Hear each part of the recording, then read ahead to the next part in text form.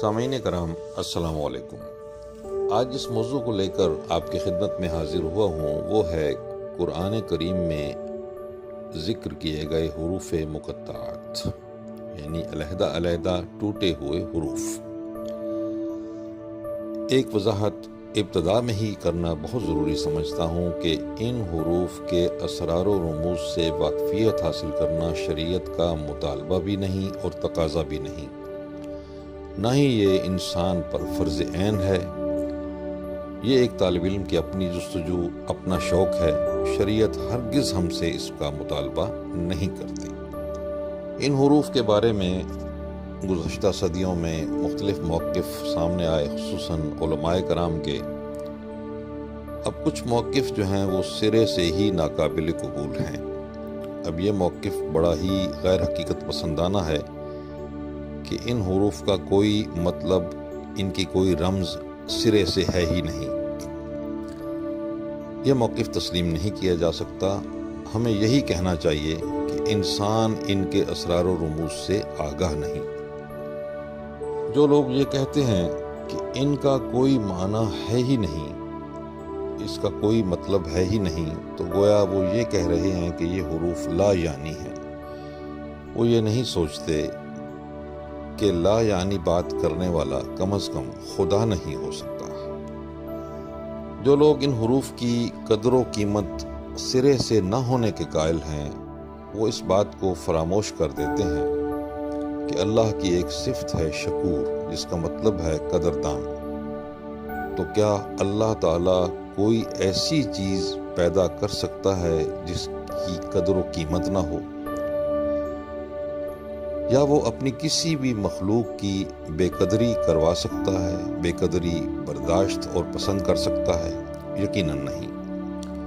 یہ حروف اللہ کی مخلوق ہیں، جن کی اپنی ایک قدر اور اپنی ایک قیمت ہے۔ قدر ہمیشہ حروف کی ہوتی ہے۔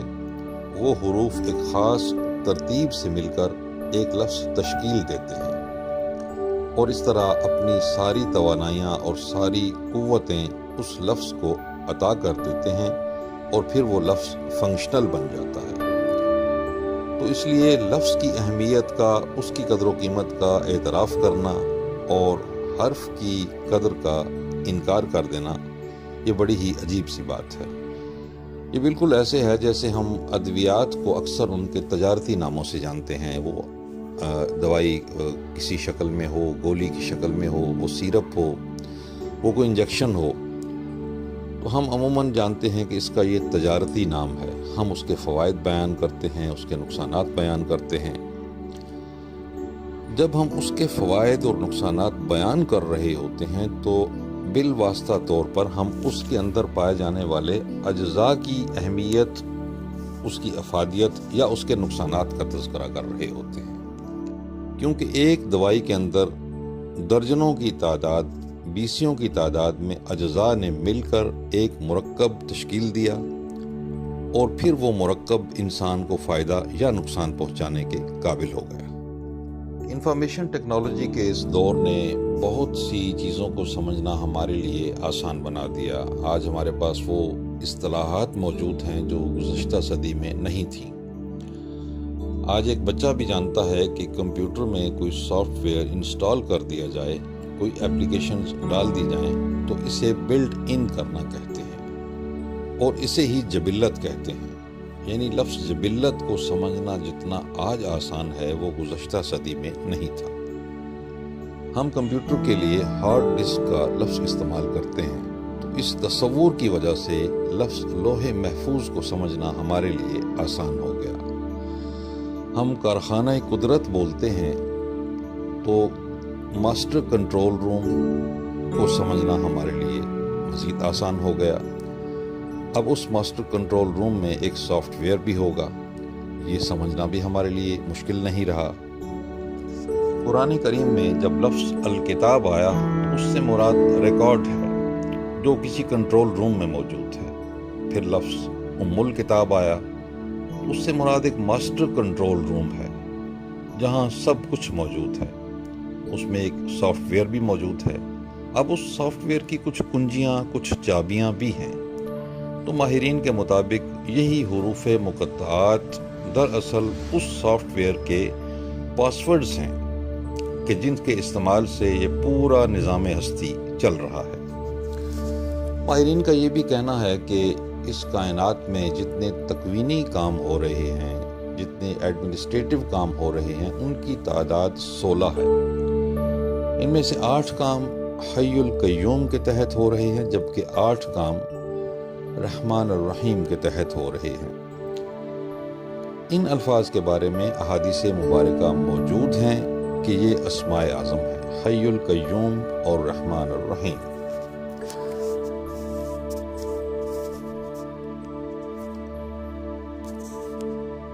حروف میں جو سرداری ہے وہ حرف ہے کو حاصل ہے۔ میں اسے اردو میں پروناؤنس کر رہا ہوں، عربی میں نہیں۔ لفظ ہے درکار ہوتا ہے حیات کے لیے، حرکت کے لیے، حیات کے لوازمات کے لیے۔ تو کسی بھی پروجیکٹ کی تکمیل کے لیے، مقاصد کے حصول کے لیے جو چیز درکار ہے وہ حیات ہے، وہ حرکت ہے۔ تحریک دینے کے لیے ہمیں ہے کی ضرورت ہوتی ہے۔ اس ہے کے ساتھ یہ لگا دیا جائے، چھوٹی یہ اردو۔ میں یہ وضاحت کر دوں کہ میں اردو تلفظ کے ساتھ بول رہا ہوں، تو یہ تسلسل کی علامت بن جاتا ہے۔ حیات کو جب تسلسل کی ضرورت ہو، تحریک کو، حرکت کو تسلسل کی ضرورت ہو، تو اس کے ساتھ حرف یہ کو جوڑ دیا جاتا ہے۔ اس مثال سے سمجھیں کہ ایک کاشتکار نے ایک بیج کاشت کیا، وہ پودا بنا، پھر درخت بن گیا، پھر اس درخت کی ٹہنیوں پر پھل لگ گئے۔ اب وہ پھلوں کے حصول کا منتظر ہے، اور انتظار انسان کو بے قراری کے سوا کچھ نہیں دیتا۔ اسے اس وقت تک قرار حاصل نہیں ہوگا جب تک ان پھلوں کو حاصل نہ کر لے۔ اب اسے ضرورت ہے مضبوط بازوؤں کی، مضبوط کندھوں کی، مضبوط ہاتھوں کی، جو تنے کو پکڑ کر جھنجھوڑ سکیں تاکہ وہ پھل نیچے گرنا شروع ہو جائیں۔ جب تک وہ پھل گر کر اس تک نہیں پہنچیں گے، اسے قرار نہیں آئے گا، اور اس کیفیت کو بے قراری کہتے ہیں۔ وہ بے قراری کی کیفیت میں مبتلا رہے گا۔ اس کا نسخہ ہمیں بتایا رسول اکرم صلی اللہ علیہ وسلم نے ان الفاظ کے ساتھ، یا حی یا قیوم برحمتک استغیث، اور اسے بے قرار کی دعا فرمایا۔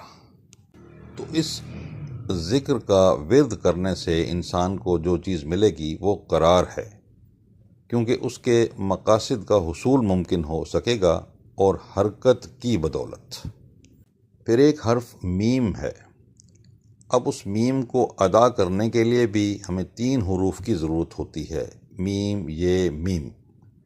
ان 3 حروف کا سہارا لے کر ہم ایک حرف بول رہے ہوتے ہیں، میم۔ میم تکمیل کی اور کمال کی علامت ہے، اور یہ لفظ رحمان میں بھی ہے اور رحیم میں بھی ہے۔ پھر حرف رے ہے۔ رے کسی بھی چیز کے پھیلاؤ کی، بہت زیادہ پھیلاؤ، دوسرے لفظوں میں بہت زیادہ کمال کی علامت ہے۔ ان حروف کے اسرار و رموز پر ہر صدی میں دنیا کے کسی نہ کسی گوشے میں کام ہوتا ہی رہا، لیکن یہ تحقیق ربط سے خالی رہی۔ اس کے اصول و ضوابط وضع نہیں کیے جا سکے، یہ منضبط نہیں رہا، یہ مربوط نہیں رہا، اسے سائنس کا درجہ نہیں دیا جا سکا۔ پہلی صدی ہجری میں تو اس کی ہمیں تابعین سے بہت مثالیں ملتی ہیں۔ اس کے بعد 15ویں صدی عیسوی میں اسپین میں اس پر کچھ کام ہوا۔ اس میں بہت بڑا نام ہے ابن عربی، انہوں نے کچھ اشارے دیے۔ موجودہ دور میں یہاں تک کہ ڈاکٹر اسرار صاحب نے کچھ فرمایا۔ ہندوستان میں ایک عالم دین ہیں سید عبداللہ طارق، بہت اچھے اسپیکر ہیں، انہوں نے اپنے تئیں اس پر کچھ کوشش کی، اپنے تجربات شیئر کیے۔ پاکستان میں بہت ہی قابل احترام شخصیت ہیں، فلسفی ہیں، دانشور ہیں، پروفیسر احمد رفیق اختر صاحب علم الاسماء کے ماہر سمجھے جاتے ہیں۔ وہ اس سے شغف رکھتے ہیں، تبادلہ خیال کرتے رہتے ہیں، لیکن ظاہر ہے کہ ابھی تک اسے کسی سائنس کا درجہ قرار نہیں دیا جا سکا۔ ہم امید کر سکتے ہیں کہ آئندہ صدیوں میں اس پر بہت زیادہ کام ہوگا اور اسے ایک ٹیکنالوجی کی حیثیت سے متعارف کرا دیا جائے گا۔ جس طرح پچھلی صدی میں نیوکلیئر ٹیکنالوجی کو متعارف کرا دیا گیا، اسی طرح شاید کچھ صدیوں بعد اس کے اسرار و رموز وہ بھی ایک ٹیکنالوجی کی شکل اختیار کر جائیں۔ لیکن ظاہر ہے کہ یہ عوامی دلچسپی کا موضوع کبھی بھی نہیں رہا اور نہ ہی یہ آئندہ رہے گا، بالکل ایسے ہی جیسے نیوکلیئر ٹیکنالوجی عوامی دلچسپی کا سبجیکٹ نہیں تھا، بلکہ چند سائنسدانوں نے اس پر کام کیا اور دنیا کو اس کے نتائج بھی دے دیے۔ ایسے ہی حروف مقطعات کے اسرار و رموز وہ بھی کبھی عوامی دلچسپی نہیں بن سکتے، بلکہ اساتذہ کا ایک گروہ موجود رہے گا جو اس پر کام کرتا رہے گا، اور کوئی وقت آئے گا کہ وہ اپنے مثبت نتائج سے آگاہ کر سکے گا۔ پہلی صدی ہجری میں جو کام اس پر ملتا ہے، اس میں ایک بڑی دلچسپ بات شیئر کرنا چاہوں گا کہ ایک بڑی ہی مقدس ہستی نے دریافت کرنے والے سے یہ فرمایا تھا کہ اگر میں تجھے کاف ہا یا عین صاد کی تفسیر بتا دوں اور تو اس کو سمجھ جائے تو تو پانی پر چلنے کے قابل ہو جائے۔ لیکن محققین کا ایک مسئلہ یہ بھی رہا کہ وہ اپنا ہم خیال کوئی گروہ تشکیل نہیں دے سکے، پھر رد عمل سے بہرحال خوفزدہ رہے، کیونکہ موضوع آسان نہیں تھا، قابل فہم نہیں تھا۔ اس لیے انہوں نے اپنی عافیت اسی میں سمجھی کہ خاموشی سے اپنا کام کرتے جائیں، جہاں تک سمجھ سکے ہیں سمجھ لیں، لیکن اسے آگے منتقل نہ کریں۔ رد عمل ہوتا ہے۔ بڑی دلچسپی کی ایک بات کہ آئنسٹائن نے جب پہلی مرتبہ ایک سیمینار میں یہ کہا کہ ایٹم کو توڑا جا سکتا ہے، تو اس کے جواب میں ایک کہکہا بلند ہوا تھا۔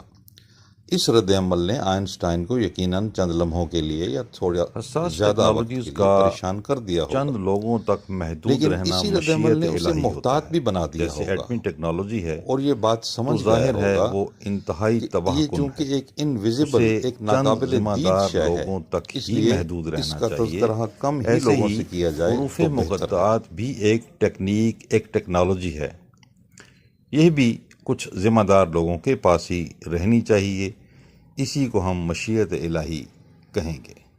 لہٰذا اسلامی محققین کو یہی تجویز کروں گا کہ ڈونٹ گیو اپ، اپنا کام جاری رکھیں۔